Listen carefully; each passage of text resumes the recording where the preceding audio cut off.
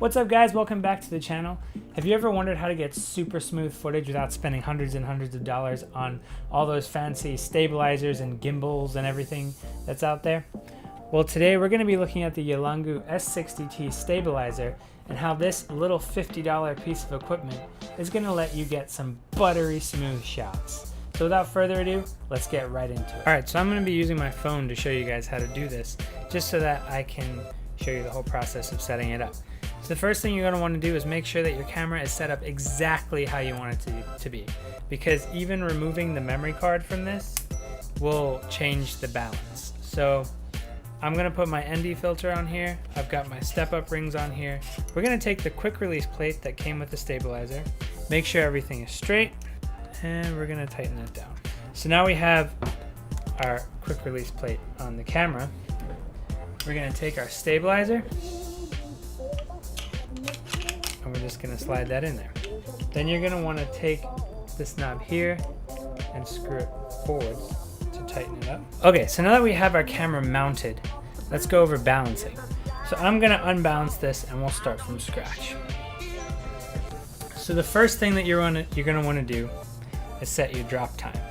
Now your drop time is when you hold it sideways like this and you let go, and it should be between 1.5 to 3 seconds. So 1 Mississippi, 2 Mississippi, 3. That's a little too slow for me. I think that this is slightly unbalanced. So I'm gonna unscrew this one a bit here, loosen this up, pull it down a little bit to make the bottom a little heavier. 1 Mississippi, 2 Mississippi. So that was about 2 seconds right there. Let's open our screen and see what the balance is like. Alright, so as you can see, my balance is nearly perfect. It just tilts back a little bit. So what I'm going to need to do is unscrew this knob here and just move it forward slightly. Let's go forward a bit more. So balancing this is just a matter of fine-tuning. Now the things that I suggest that you do when you balance it is extend the weights all the way out to the end.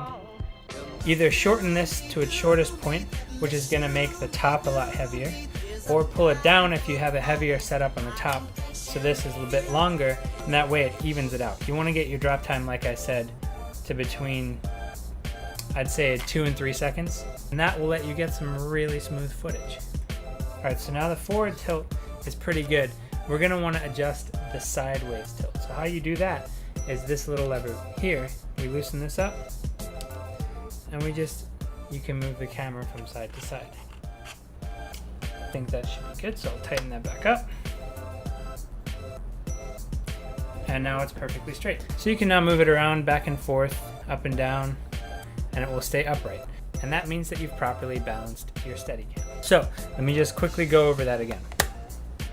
First thing you're going to want to do is set your drop time. And you want to do that by matching the top weight with the bottom weight. So you'll put as many weights as you need to on and adjust the length of this and extend the weights out as far as they can go. And once you've got your drop time between 2.5 to 3 seconds, then you'll start doing your micro adjustments, which will be moving the top plate forward and backwards until you've got that tilt perfectly, and left and right until you've got this tilt perfectly. And then that way, it'll just stay perfectly upright. Alright, now that we've got our glide cam balanced, let me go over on how you're going to want to use it when you walk around. So while you're holding it, I suggest you take your hand like this and rest the bottom on your palm and grip it like that. It's actually going to help you, your arm get less tired than if you were holding it like this, and it will allow you to get slightly smoother shots. And now to steer your glide cam, you're going to want to take your finger like this, your forefinger and your thumb, and you're just going to want to tap as you move, as lightly as you can, in the direction that you want to keep it going. If you don't, it's just going to stay like this and swivel around. And if you do this when you're shooting, you're going to get all the jittery movements from your hand in your footage, and it's just going to make it unusable and shaky. So you just want to tap. Some people say use all your fingers like this, and others say just use your 2 fingers like that and tap. But it's really up to you. Just experiment and see how and see what kind of footage you get with that. Now to use it upside down, all you need to do is flip it upside down, and instead of tapping down here like we usually do when it's right side up, we're gonna tap up here like this. So it looks like that. And that will allow you to get really smooth footage at a really low angle, and that can lead to some really creative shots. So I suggest you try that out.